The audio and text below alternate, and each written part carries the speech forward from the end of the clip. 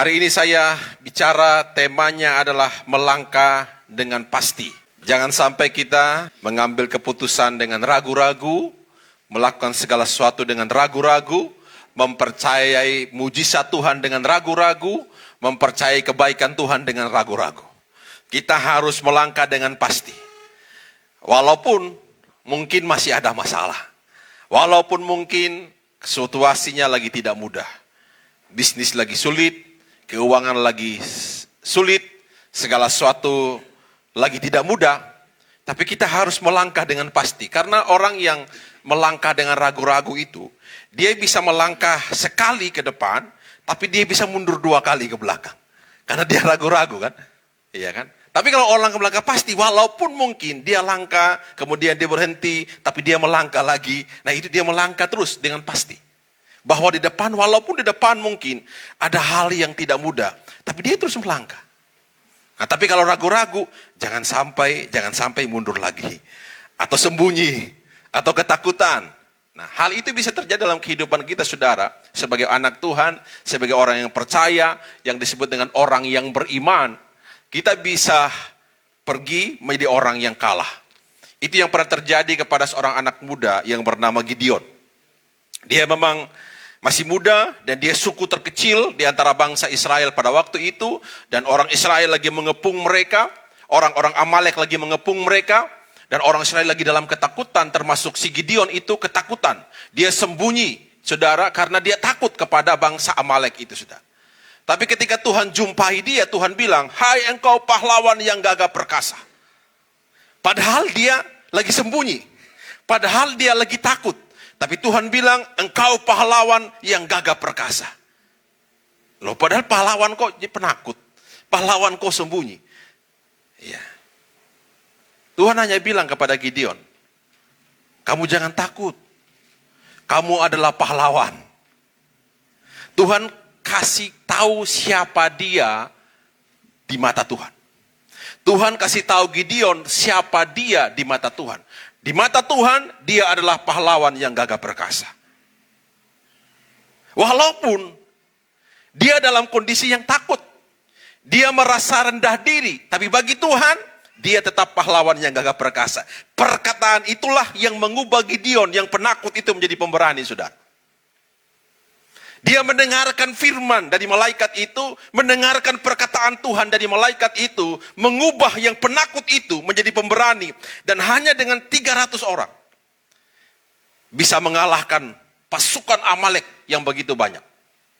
Ribuan, bahkan dikatakan seperti belalang banyaknya. Ketika Tuhan berkata, "Engkau pahlawan yang gagah perkasa." Nah hari ini kita mau dengerin siapa? Mau lihat siapa? Kalau kita lihat ke depan, ada banyak hal-hal yang menakutkan. Ada banyak hal-hal yang membuat kita, apakah bisa? Apakah yakin? Tapi hari ini, saya bilang kepada saya dan saudara, bahwa Tuhan bilang kepada kita, engkau bernilai di mata Tuhan. Tuhan bilang, aku tetap baik bagimu, walaupun engkau tidak baik hari ini kepadaku. Aku tetap setia kepadamu, walaupun hari ini engkau tidak setia kepadaku. Karena dia Tuhan yang tidak pernah berubah. Dari dulu, sekarang, sampai selama-lamanya. Kita bisa berubah. Besok baik, hari ini bisa berubah, saudara. Manusia bisa berubah, tapi Tuhan tidak berubah. Amin, saudara. Makanya percayai apa yang diperkatakan Tuhan.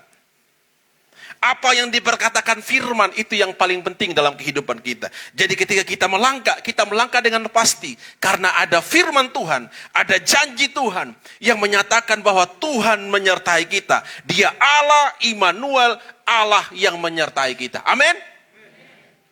Amin, saudara? Aminmu kurang yakin.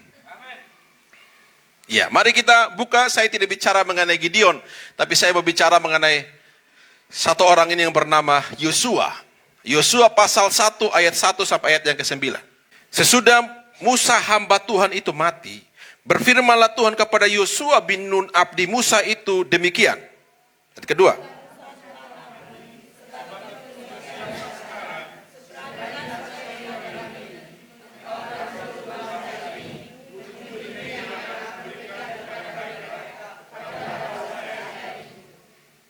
Setiap tempat yang akan diinjak oleh telapak kakimu, kuberikan kepada kamu seperti yang kujanjikan kepada Musa.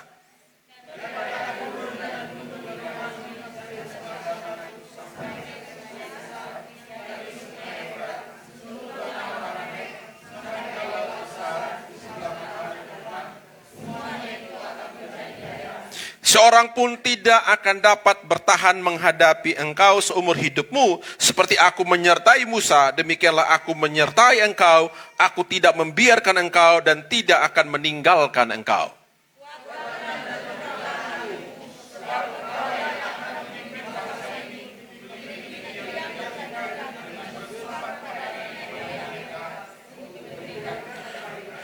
Hanya kuatkan dan teguhkanlah hatimu dengan sungguh-sungguh. Bertindaklah hati-hati sesuai dengan seluruh hukum yang telah diperintahkan kepadamu oleh hambaku Musa. Janganlah menyimpang ke kanan atau ke kiri, supaya engkau beruntung kemanapun engkau pergi.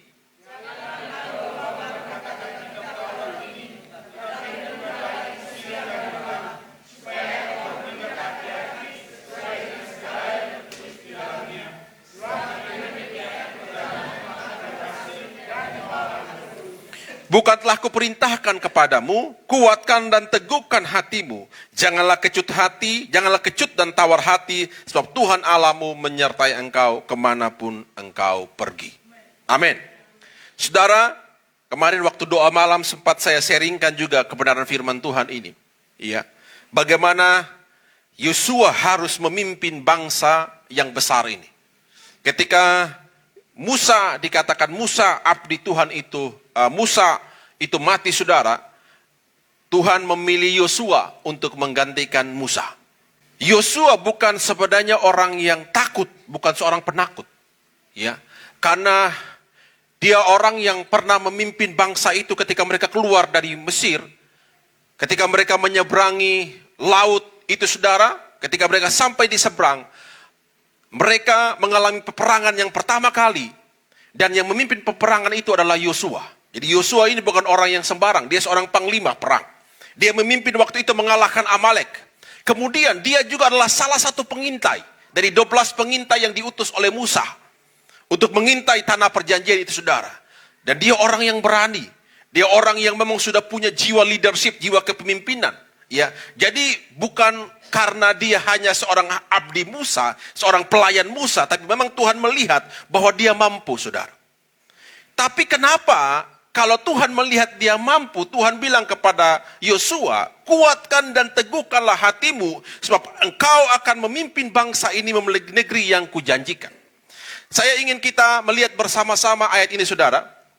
Hidup adalah perjalanan. Tidak penting berapa lama kita hidup. Ya, yang penting adalah kehidupan seperti apa dan cara bagaimana kita menjalaninya. Ya. Hidup adalah perjalanan. Tidak penting berapa lama kita hidup. Ya. Tapi yang penting adalah kehidupan seperti apa dan cara bagaimana kita menjalani. Ya. Tidak penting berapa lama kita hidup, tapi bagaimana kita menjalaninya. Kita tidak tahu ya, sampai umur berapa kita ada di dunia ini. Tidak ada yang tahu, itu misteri ilahi saudara. Tidak ada yang tahu. Sampai dia umur berapa dipanggil Tuhan, tidak ada yang tahu. Ya. Jadi, jangan berpikir saya nanti mati umur berapa ya. Itu rahasia Tuhan, saudara. Ada orang yang bilang, kalau bisa saya 100 tahun. Boleh aja dia bilang 100 tahun, tidak apa-apa. Ya. Kapanpun kita bisa mendesain hidup kita dan berharap kita dipanggil Tuhan dengan umur kesekian, tidak jadi masalah. Tapi jangan kita memikirkan itu. Setiap hari kita pikirkan, saya hidup sampai kapan ya? Tapi kita tidak pikirkan bagaimana kita hidup hari ini. Apa yang harus kita lakukan? Bagaimana cara kita hidup? Bagaimana kehidupan kita itu jauh lebih penting daripada berapa lama kita hidup, saudara. Amin? Paham sampai di sini, saudara? Makanya kalau hidup kita ini perjalanan, ada hal-hal yang betul kita harus persiapkan. Ya. Sepanjang tahun 2024 ini perjalanan kita, saudara. Ini sudah tanggal 21 Januari. Padahal baru aja tanggal 1 kemarin. Sekarang sudah tanggal 21 Januari. Sebentar lagi Februari, saudara. Sebentar lagi Maret. Dan sebentar lagi bisa sampai di Desember. Hidup ini singkat. Seperti kata firman Tuhan. Hidup ini sama seperti uap. Hidup ini singkat, saudara. Nah, apa yang harus kita lakukan dalam perjalanan kita di sepanjang tahun 2024 ini? Apa yang harus kita lakukan? Bagaimana cara kita hidup itu jauh lebih penting, saudara. Makanya pemazmur bilang, Musa bilang, ajarilah kami menghitung hari-hari dengan bijaksana. Maksudnya adalah, Musa bilang adalah, kami mau belajar bagaimana kami hidup sepanjang hidup ini yang Tuhan percayakan kepada kami. Nah, hari ini kita mau belajar bersama-sama bagaimana cara untuk kita melangkah dengan pasti di tahun ini, bahwa pasti ada kebaikan Tuhan, pasti ada pertolongan Tuhan, pasti ada mujizat. Itulah yang Yosua lakukan sepanjang dia memimpin bangsa ini supaya hingga bangsa ini masuk ke tanah perjanjian. Apakah tidak ada masalah?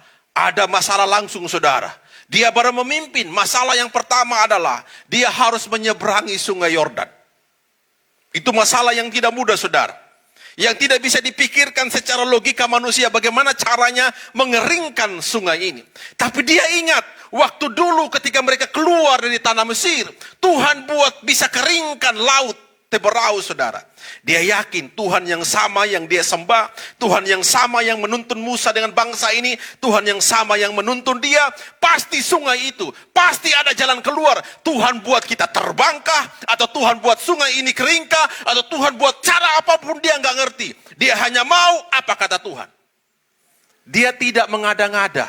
Dia nggak bilang dia anggap enteng. Dia nggak ada. Saudara, sepanjang kitab Yosua, Yosua tidak pernah menganggap enteng Tuhan, saudara. Dia tidak bilang, gampang mudah itu. Tidak, saudara. Nanti juga Tuhan pasti akan keringkan sungai Yordan sebagaimana Tuhan keringkan sungai Teberau. Enggak, dia nggak mengerti apa yang Tuhan mau. Dia hanya mau Tuhan bicara kepada dia apa yang Tuhan mau, dan dia lakukan apa yang Tuhan mau. Itu yang penting, saudara. Kadang-kadang kita terlalu menganggap enteng kehidupan kita. Kita bilang, oh gampang, saya kan sudah melayani, saya kan sudah takut Tuhan, saya kan sudah hidup benar, saya kan sudah orang percaya, saya orang yang dikasih Tuhan. Jadi segala sesuatu kita gampang, dan kita lupa bahwa Tuhan akan bicara kepada kita apa yang Tuhan mau, bukan apa yang kita mau. Melangkah dengan pasti hari ini, saudara, kita harus melangkah dengan apa yang Tuhan mau, bukan apa yang kita mau. Kita bisa merancangkan apapun. Kita bisa bilang, oh pasti sama. Berkat tahun 2023 akan sama dengan 2024. Saudara, itu mungkin tidak sama, mungkin juga sama. Kita tidak tahu. Tapi yang kita tahu, ada Tuhan yang beserta dengan kita. Amin? Itu aja, saudara. Sederhana aja. Kita kadang-kadang rumit mikirin. Ya kan? Kita terlalu rumit mikirin apa yang Tuhan kerjakan kepada kita. Yang harus kita pikirkan sekarang, yang harus kita pahami, yang harus kita tahu adalah pasti Tuhan bersama-sama dengan saya. Sederhana sebenarnya, saudara. Melangkah dengan pasti sederhana. Kita harus yakin bahwa Tuhan berjalan bersama-sama dengan saya. Makanya apa yang Tuhan katakan kepada Yosua, Tuhan bilang, kuatkan dan teguhkan hatimu, sebab engkau akan memimpin bangsa ini memiliki negeri yang kujanjikan. 3 kali perkataan ini, saudara, ya, dikatakan kepada Yosua, ya.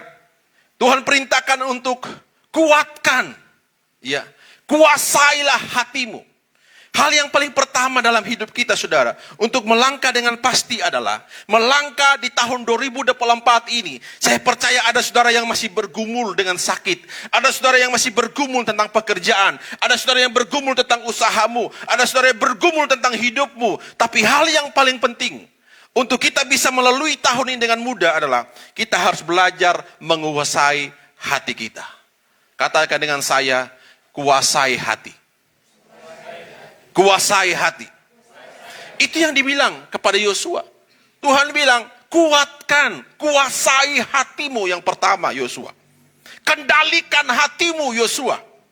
Jaga hatimu, Yosua. Itu penting sebelum engkau melangkah memasuki tanah perjanjian yang dijanjikan Tuhan kepadamu. Hal yang paling penting dalam hidupmu adalah kuasai hatimu. Tuhan tidak bilang kepada Yosua, kamu nggak bisa Yosua. Kamu harus belajar, pergi sekolah lagi ke pemimpinan. Belajar lagi, saya kasih kamu kuliah gratis. Saya kasih kamu sekolah kepemimpinan. Udah kamu ikut seminar ini, kamu ikut pelatihan ini. Enggak. Dia tahu Yosua bisa. Tapi dia ngerti ada satu yang Yosua tidak bisa. Adalah menguasai hatinya. Hal yang paling sulit dalam hidup kita, saudara, adalah menguasai hati. Karena nggak kelihatan kan. Orang nggak tahu. Anda sakit hati, orang nggak tahu. Anda sakit hati, orang tersenyum, Anda bilang Anda bahagia. Anda nggak tahu, yang tahu adalah saudara dan Tuhan. Amin. Anda bisa tertawa, tersenyum. Anda lagi bermasalah dengan hati. Itu yang kadang-kadang banyak orang yang tahu. Dokter pun kadang-kadang nggak tahu. Dokter sudah periksa kiri kanan, kok nggak ada sakitnya. Ibu sakit ini ya, ibu sakit ini. Sudah dikasih obat, kok nggak sembuh-sembuh. Karena dokter nggak pernah ada alat di rumah sakit yang bisa mengetahui kalau ibu ini sakit hati, bapak ini sakit hati, anak ini sakit. Belum ada ditemukan alat untuk mengetahui apakah seorang itu sakit hati atau tidak. Belum ada alatnya. Tapi kalau ada alat untuk mengetahui apakah dia cancer, apakah ada tumor, apakah dia sakit apa ada virus, ada alatnya. Tapi saudara, belum ditemukan alat untuk menemukan sakit hati. Belum ada, saudara. Pernah ketemu? Belum ada. Saudara sendiri adalah alatnya. Saudara bisa menemukan sendiri, karena saudara sendiri yang tahu hati kita. Nah, yang paling penting ini, saudara. Ada orang yang tidak bisa menjalani hidupnya dengan baik karena tidak bisa menguasai hatinya. Dia mudah patah hati, dia mudah sakit hati, dia mudah melakukan hal-hal yang haleluya, hal-hal yang tidak menyenangkan dalam hidupnya karena dia bermasalah dengan hati. Makanya kita perlu penting dalam hidup inilah, mari kita belajar menguasai hati. Kalau tahun 2023 kita mudah sakit hati, sudahlah. Sekarang ayo bangkit. Amin. Jangan lagi mudah sakit hati. Karena sudah biasa. Jangan sampai kita sakit hati dengan orang yang sama, saudara. 2022 sakit hati dengan dia, 2023 sakit hati dengan dia, 2024 sakit hati dengan dia. Jangan sampai seumur hidup kita sakit hati dengan dia. Karena kita tidak bisa mengubah orang itu. Saudara tidak bisa mengubah dia. Yang berubah adalah saya dan saudara. Amin. Saudara tidak bisa paksa dia, kamu harus berubah dong. Kamu jangan gitu dong, gak bisa, saudara. Yang berubah adalah saya dan saudara. Apa yang kita berubah? Jangan dengarin perkataannya, jangan sakit hati dengan kata-katanya, dia akan berhenti sendiri. Tiba-tiba dia ketemu dengan kamu, 2023, kamu mukanya muram. Wah, dia bahagia itu dah, kapok dia. Anda masuk 2024, kok dia senyum-senyum, padahal saya sudah kasih status di Facebook, padahal saya sudah gini-gini, kok masih dia senyum, kok dia bahagia, kok sekarang dia punya motor baru, kok dia pakai handphone baru, bajunya baru, kok semakin kelincong, kok semakin ini, dia yang jadi sakit hati karena saudara. Jadi itu yang paling penting. Kadang-kadang kita mikirin orang kan, akhirnya kita lupa ngurus diri, saudara. Banyak kali kita mikirin orang lain, kita lupa ngurus diri kita. Makanya yang paling penting, mari kita menguasai dirimu. Makanya firman bilang, kuasailah dirimu supaya kamu bisa berdoa. Orang yang tidak bisa menguasai diri adalah orang yang tidak bisa menguasai segala hal dalam hidupnya. Kalau kita tidak bisa menguasai diri, bagaimana kita bisa berdoa? Bagaimana kita bisa bekerja? Bagaimana kita bisa menghasilkan yang lebih baik? Kalau kita tidak bisa menguasai diri kita. Kita sering hidup dengan apa kata orang, bukan apa yang Tuhan mau. Itu yang paling penting dalam hidup kita, saudara. Amin. Mari kita belajar menguasai hati kita. Amin. Amin, saudara. Haleluya. Yes.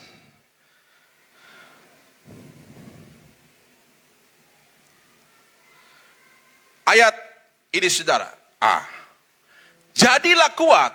Dikatakan, jadilah kuat dan beranilah karena kamulah yang akan memimpin bangsa itu memiliki tanah yang aku janjikan kepadamu.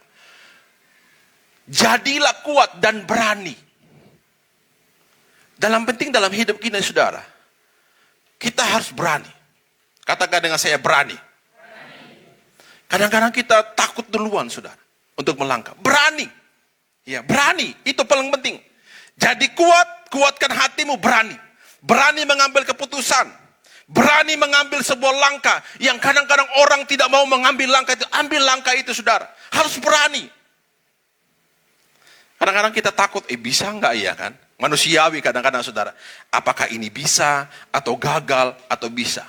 Semua orang yang sukses adalah orang yang pernah gagal. Amin. Semua orang yang sukses adalah orang yang pernah gagal berkali-kali. Jangan dia lihat sukses hari ini.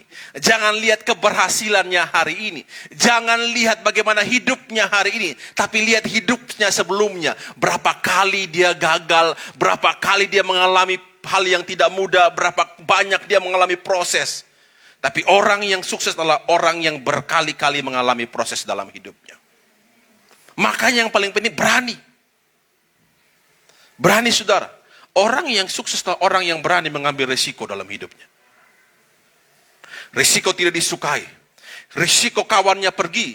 Risiko temannya tidak mau bergaul dengan dia. Karena dia berani mengambil keputusan untuk hidup benar.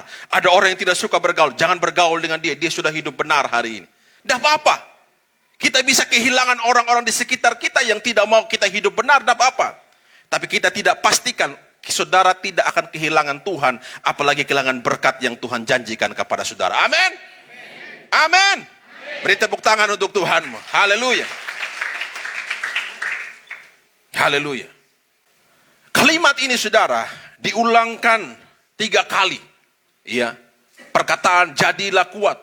Ya, kuatkanlah hatimu, jadilah kuat. Mari kita belajar untuk bisa benar-benar menguasai hati kita, saudara. Ayat ini mengatakan, jagalah hatimu dengan segala kewaspadaan, karena dari situlah terpancar kehidupan. Amin. Mari betul-betul kita jaga hati. Ya, kuasai hati. Supaya kita melangkah tahun ini, kita bisa melihat berkat-berkat Tuhan yang Tuhan sediakan. Amin. Kita bisa melihat janji-janji Tuhan itu ya dan amin. Amin. Jangan sampai kita tidak bisa menikmati berkat Tuhan. Tidak bisa menikmati janji Tuhan itu. Kalau kita sendiri tidak bisa menjaga, menguasai hati kita. Amin, saudara. Saya ingin jemaat di HOR ini adalah orang-orang yang bisa menguasai hatinya. Jangan sampai saya dengar kenapa dia tidak ke gereja. Dia sakit hati dengan Pak Pendeta. Dia sakit hati dengan teman sesama jemaat. Jangan sampai, saudara. Sudah, yang lalu biarkan, yang baru sudah, berkat yang baru sudah datang. Sudahlah yang lalu pernah kita seperti, udahlah itu lalu. Sekarang yang baru sudah datang. Saya mau lihat berkat yang baru, yang setiap hari Tuhan sediakan bagi kehidupan saya. Amin, saudara? Yang kedua, yang paling penting adalah, mari kita kuasai pikiran kita. Bukan hanya kuasai hati, tapi mari kita belajar menguasai pikiran kita. Ini yang paling penting, saudara. Karena ada orang yang hidupnya bisa kepikiran setiap hari. Hingga dia tidak bisa memikirkan apa yang dia kerjakan. Karena dia kepikiran terus. Makanya penting bukan hanya jaga hati kita, kuasai hati, kita harus kuasai pikiran kita. Saya suka dengan perkataan ini, saudara. Seorang Robert G. Allen, seorang miliuner dari New York mengatakan bahwa dalam setiap tindakan kita selalu ada pikiran positif dan negatif. Ya. Dalam setiap yang kita lakukan selalu ada pikiran positif dan juga pikiran negatif. Nah, dikatakan, baiklah jika kita berdiam diri pun juga ada kedua pikiran tersebut. Misalnya, dikatakan, pikiran positif akan berkata, ayo kita mulai bekerja. Sedangkan pikiran negatif berkata, nanti saja. Sedang enak-enak, lagi duduk-duduk yang enak ini, lagi menikmati, nanti saja. Lagi bos nggak ada, pemimpin kita nggak ada, nanti aja. Tapi pikiran positif bilang, ayo kamu harus bekerja, ayo kamu harus bekerja. Tapi ada pikiran negatif mengatakan, udah nanti aja, itu gampang. Nah, kedua pikiran ini punya sama kekuatan. Kata Robert ini, punya sama kekuatan. Jadi terkadang pikiran positif itu yang menang, saat yang lain juga negatif itu yang menang. Itu terjadi dalam hidup kita, saudara. Robert ini meneliti, saudara, dia bilang bahwa dua pikiran ini bisa yang satu positif menang, bisa juga yang negatif menang. Nah, tapi dia bilang, lalu jika memang kekuatannya itu 50-50, 50-50, bagaimana caranya agar positif bisa lebih dominan? Dia kasih rahasia ini, saudara. Ketika ada pikiran positif dan negatif, nah bagaimana caranya ketika pikiran dan positif negatif ini berjalan bersama-sama? Bagaimana caranya supaya yang positif ini lebih dominan?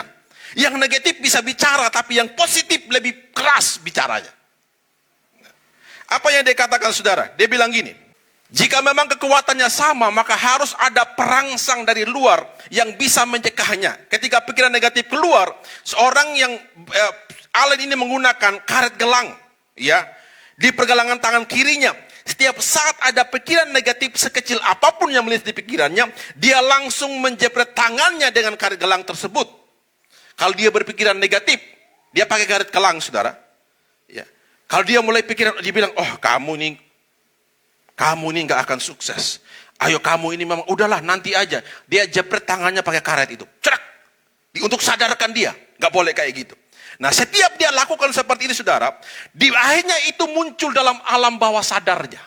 Setiap dia mengerjakan itu, alam bawah sadarnya, itu mempengaruhi alam sadarnya, dan itu pengaruhnya luar biasa. Apabila dilakukan dengan konsisten, ya, melakukan menjepret karet tangan setiap kali Anda berpikir negatif, maka alam bawah sadar Anda akan merekamnya menjadi suatu kebiasaan yang harus dihindari. Dia itu melakukan uji coba itu, dan akhirnya mempengaruhi alam bawah sadarnya. Setiap ada pikiran negatif, dia jepret tangannya pakai karet yang ada di tangannya itu, saudara. Dia terkejut dan dia merubah. Dia bilang, oh ini salah. Nah, kalau saudara mau coba, silahkan katanya. Jepret dengan karet tangan, saudara kalau sedang berpikiran buruk. Pada poin kedua ini kita akan melihat bagaimana menguasai pikiran bukan dengan cara menjepret karet tangan kita, tetapi dengan cara mengisi firman Tuhan dalam otak kita. Nah, karet tangan itu kan saudara tidak bisa pakai karet tangan terus kan? Bagaimana caranya? Karet tangan itu bisa diganti dengan firman Tuhan. Setiap kali Anda baca firman Tuhan, itu akan bisa mengingatkan saudara bahwa saudara hari ini tidak boleh berpikiran negatif. Nah, ketika itu sering dilakukan, itu akan bekerja dalam alam bawah sadar kita, kata Robert ini, saudara. Seperti orang yang menjepret tangannya ketika dia boleh berpikir negatif. Itu akan berpengaruh. Setiap dia lihat karet tangan, dia nggak perlu jepret lagi. Tapi ketika dia karet tangan, dia pikir, oh nggak boleh, saya seperti ini, saya harus lurus seperti ini. Nah, setiap kita baca firman setiap hari, itu akan mengingatkan kita bahwa kita harus melihat ada kebaikan Tuhan dalam kehidupan kita. Kita harus berpikir bahwa saya harus menguasai hati saya harus berpikir yang baik, saya harus berpikir bahwa Tuhan tolong saya harus berpikir bahwa ada jalan keluar. Nah, itu harus dilakukan setiap hari.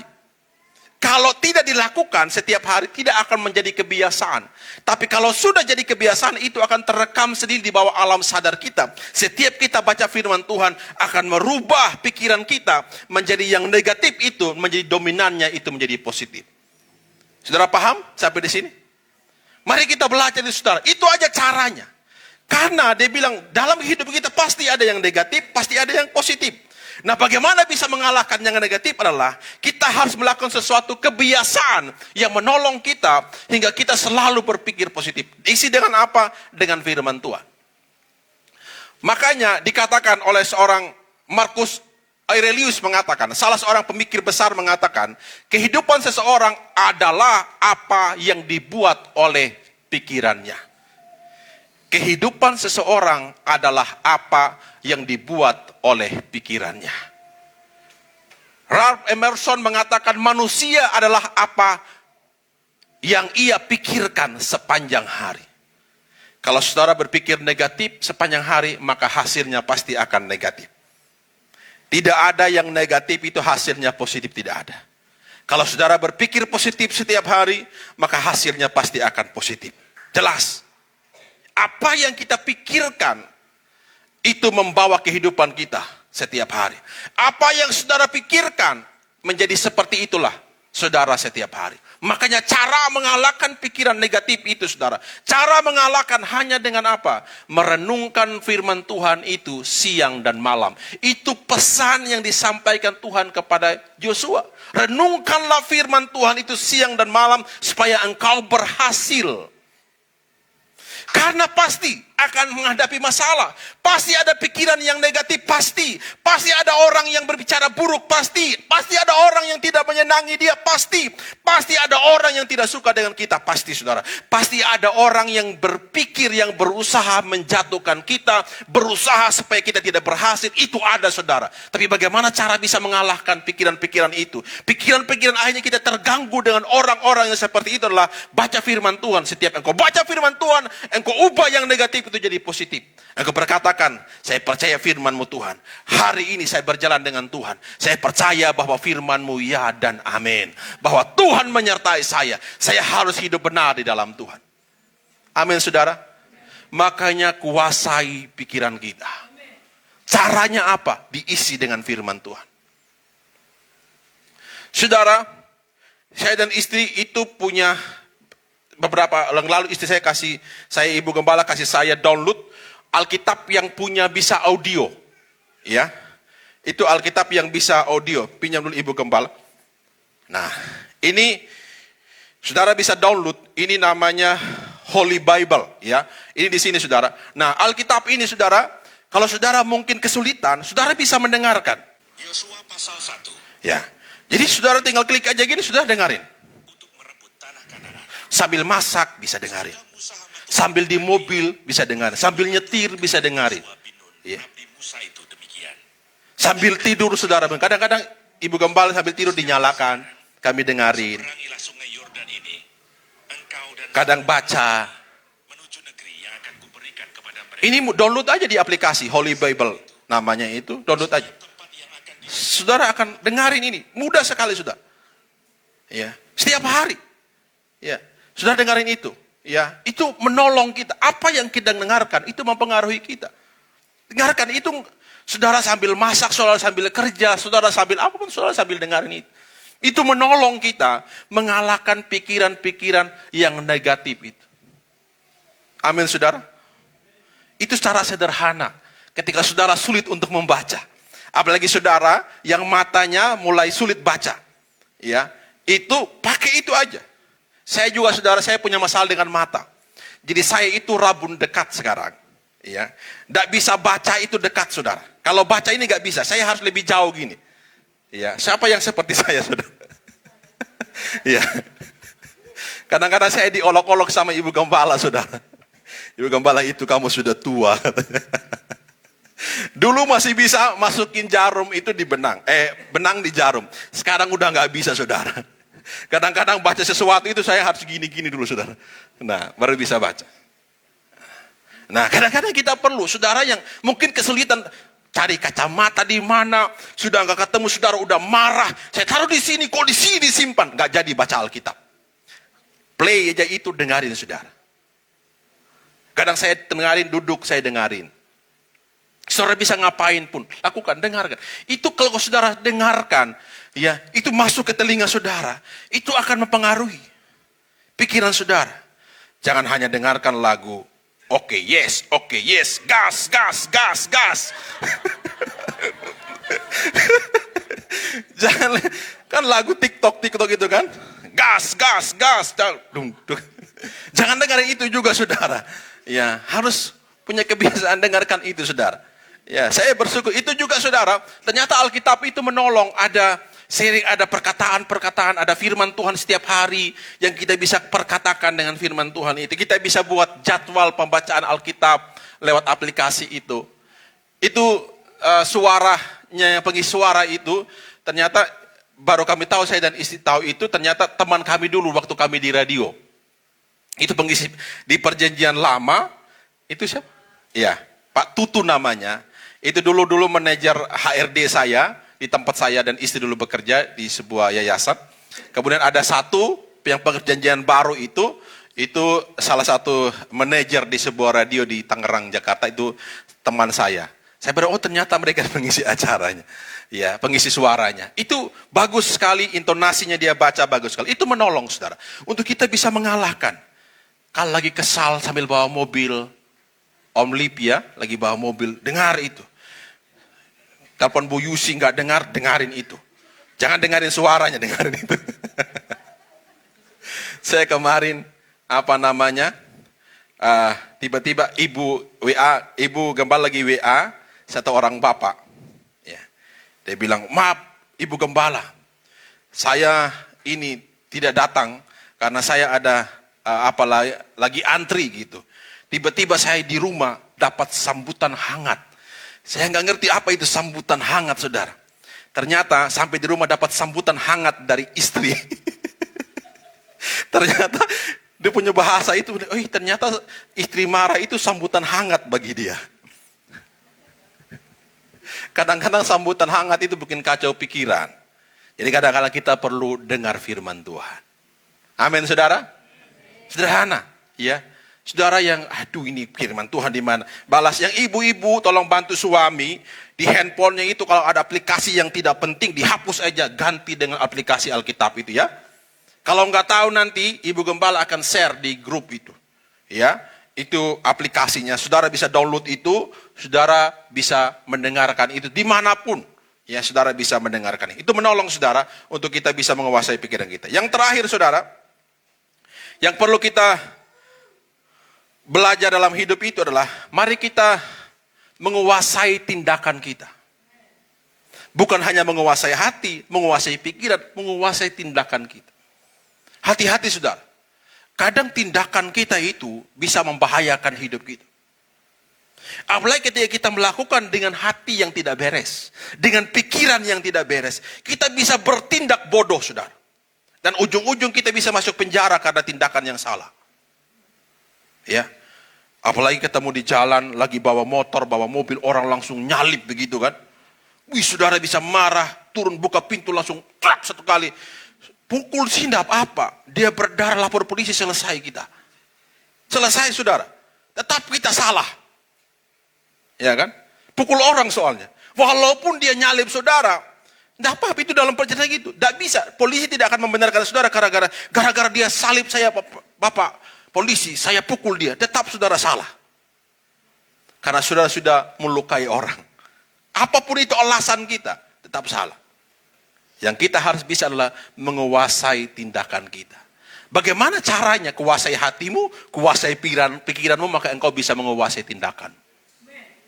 Tindakan itu keputusan apa yang kita buat. Saudara tidak bisa membuat keputusan yang benar kalau saudara tidak bisa menguasai hati, menguasai pikiran. Tindakanmu akan salah, keputusanmu akan salah. Harusnya, saya kayaknya harusnya begini, tapi jadinya begini. Karena masalah, hati sudah masalah, pikiran sudah salah, pasti tindakannya akan salah saudara. Ujung-ujungnya akan salah. Makanya 3 hal penting dalam hidup kita di tahun 2024 ini saudara.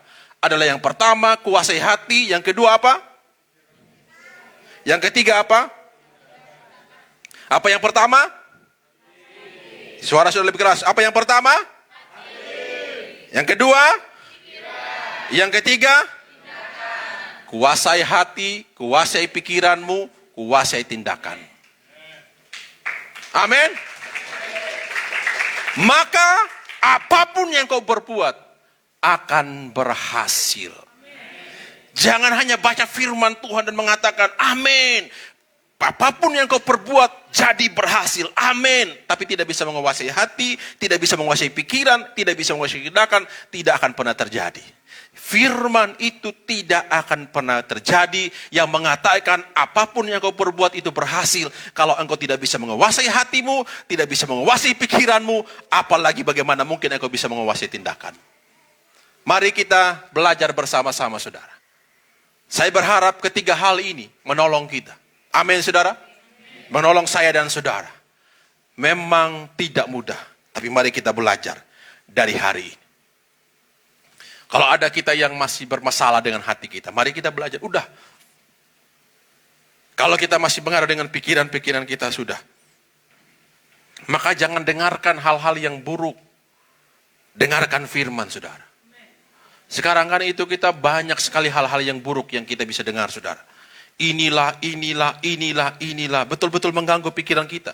Mata kita kan di media sosial kan, kita lihat apapun, saudara, di media sosial. Apapun, orang bunuh istri, orang bunuh suami, bunuh anak, orang pukul ini, orang mabuk. Mengerikan hari ini. Di Bali mengerikan. Di Bali hari ini kan kemarin, itu saya lihat cerita kepada saya, ada yang disempidi satu anak muda, dipukul, saudara, sampai mati. Orang Kristen ya? Orang Singaraja ya? Iya. Pukul sampai, nggak ngerti, saudara, dia baru kerja katanya, di Denpasar, baru aja. Tapi dipukul orang yang tidak dikenal, malam-malam jam 1 malam, ya. Dipukul orang tidak dikenal, sampai mati, saudara. Nggak tahu, masih dicari siapa yang mukul itu, saudara. Ada anak-anak Sumba, katanya di mana, di Tabanan atau di mana ya? Di Denpasar, lagi mengui, lagi minum-minum mabuk, saudara, minum-minum mabuk, iya. Mereka berkelahi cabut parang, Banjar pukul kul-kul, semua Banjar datang pukul mereka sampai penyok di situ, saudara. Iya, mereka minum mabuk, kumpul-kumpul, mereka berteriak, mereka ambil parang, saudara. Orang Banjar pukul kul-kul, semua datang pukul mereka semua. Itu terjadi. Tapi di sini tidak ada, saudara. Amin. Haleluya. Amin, saudara. Ya, mari kita belajar untuk hal ini. Itu bisa, kita bisa dengar, kita bisa lihat, setiap saudara-saudara lihat TikTok, saudara lihat Facebook, saudara lihat Instagram, apapun itu semua, kadang kita tidak bisa skip yang seperti itu, saudara. Muncul aja bisa, lagi saudara lihat tiba-tiba muncul berita ini, muncul berita ini. Apalagi zamannya hari ini capres-capros itu, saudara. Ya kan? Semua kata-katanya saling nyindir, kata-kata saling ini, saudara. Lebih baik gaskan, katanya. Gitu kan? Makanya, saudara, kita harus bisa menguasai hati, menguasai pikiran, menguasai tindakan. Itu aja, saudara. Karena setiap hari, ya, pasti kita temui hal-hal yang buruk. Saudara di jalan, kemanapun pasti ketemu orang-orang yang menyebalkan, saudara. Saudara sudah jalan benar, ya kan? Saya dan istri kadang-kadang, ibu gembala, kadang-kadang saya kaget dengan teriakannya. Karena teriak dengan orang yang lewat itu, saudara. Tiba-tiba bunyi gong, itu bunyi motornya. Ibu gembala juga teriak, woi, gitu. Saya juga kaget, saudara. Ibu gembala kalau saudara ikut kami di mobil itu, nah, ibu gembala orangnya responnya kayak gitu, saudara. Orang belok ke kiri salah, dia kaget, saudara. Ya.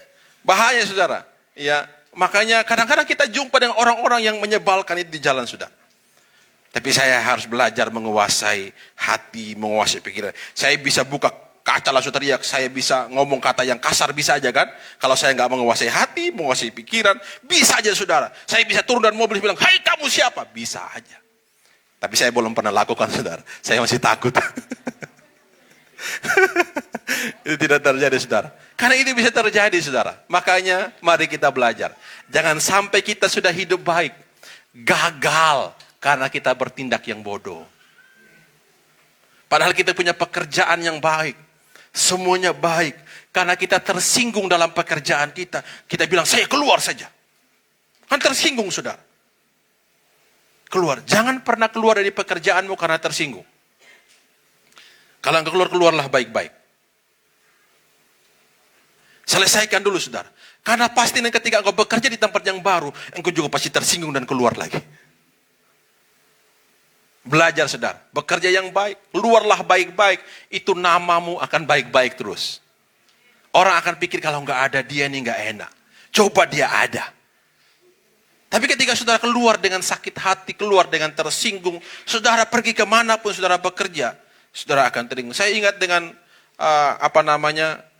hamba Tuhan ketika dulu saya waktu mahasiswa pelayanan, ketika saya pingin keluar dari gereja itu, saudara, pelayanan itu, dia bilang gini sederhana sama saya masih mahasiswa, masih sangat muda dan pasti punya emosi yang belum stabil. Saya pergi karena saya marah, tersinggung, saudara. Bayangkan saya itu di gereja, kerjanya saya di gereja sebagai mahasiswa teologi, itu antar jemput jemaat. Setiap hari, setiap pagi saya harus bangun pagi, jam 5 pagi setelah doa, jam 6 pagi saya sudah start pergi. Gerejanya di Kuta, saudara, saya bisa jemput jemaat di Dalung, jemput jemaat di Ubung, jauh-jauh jemput jemaatnya. Nah pulang itu saya harus antar jemaat. Itu pergi jauh, saya sampai di pastori itu jam 3 atau setengah 4. Sampai di situ saudara, tidak ada makanan lagi. Semuanya sudah habis, setiap minggu seperti itu. Saya harus pulang goreng tempe sendiri saudara, baru makan. Tidak peduli. Mau makan. Itu setiap minggu saya marah jadi saudara. Saya marah dan bilang, saya keluar saja. Bapak Gembala itu ngomong gini sama saya. Sederhana dia bilang gini. Tidak apa-apa kalau itu pilihan. Tapi saya hanya mau kasih tahu satu. Dimanapun engkau pergi, pasti engkau ketemui masalah. Dimanapun engkau pergi, pasti engkau akan menemui masalah. Hanya itu aja ngomongnya. Nggak ada yang lain. Saya keluar, nggak jadi keluar pada waktu itu. Saya tetap di situ saudara. Tapi saya bersyukur pernah ada di pelayan seperti itu. Itu lebih mengerikan saudara. Istri saya yang tahu lebih banyak. Saya kalau pergi weekend itu kan di kampus saya itu hari Jumat itu weekend. Keluar dari asrama, itu Jumat sampai Minggu, Senin baru balik ke asrama. Itu saya pergi ke tempat itu saudara. Tempat tidur saya itu kasurnya tipis. Itu hari Senin setelah saya pulang, Senin siang, Selasa, Rabu, Kamis, dan Jumat siang sebelum saya datang ditiduri oleh anjing. Jadi ketika saya sampai saya harus bersihkan itu bulu-bulu anjing, baru saya tidur. Nah, gantian sama anjing. 4 tahun saya seperti itu. Serius saudara. Serius pernah mengalami hal yang tidak mudah. Tapi saya bersyukur pernah mengalami seperti itu. Jadi saya jadi kuat saudara. Saya jadi kuat. Pernah ngalami itu. Makan tempe, makannya telat. Pernah ngalami itu saudara. Tapi saya bersyukur. Itulah yang membuat saya kuat. Jadi ketika saya menikah dengan istri saya. Perkataan yang pertama yang saya tidak pernah bilang kepada saya. Tidak bilang saya tidak punya uang. Walaupun betul-betul saya tidak punya uang. Tapi saya tidak pernah bilang kepada dia. Saya tidak punya uang. Itu prinsip saya saudara. Saya tidak pernah bilang. Saya tidak pernah menunjukkan kepada istri saya bahwa saya tidak punya uang. Walaupun benar-benar dia tahu saya tidak punya uang. Saya belajar. Masalah ada. Kesulitan ada. Pernah mengalami hal yang buruk. Kami pernah mengalami peristiwa yang pernah saudara. Tapi karena saya pernah mengalami peristiwa-peristiwa yang tidak mudah sebelumnya. Menjadikan saya kuat. Yang paling penting di rumah itu saudara. Kalau di rumah. Kalau satu orang kuat saja di rumah. Maka semua orang akan kuat di rumah itu. Kalau suami kuat, istri mungkin lemah, nggak apa-apa. Yang kuat itu akan menang. Tapi kalau dua-duanya lemah, selesai saudara.